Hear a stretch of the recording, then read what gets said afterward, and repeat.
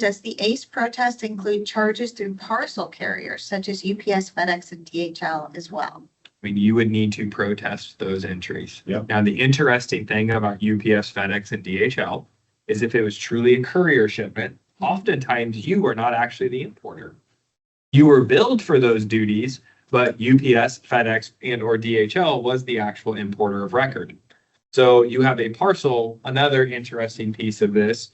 You have overpaid your parcel carrier, who is in theory overpaid the government on your behalf on items, but they claimed they were the importer. Right. And so there are some really unique things that might come out of this as well, because historically UPS, FedEx, and DHL did not fall under Title 19 of the CFR, which regulates import and customs brokers. They fell under the same regulations as the U.S. Postal Service, which is a whole different set of regulations. And so I don't think the court has even considered this yet.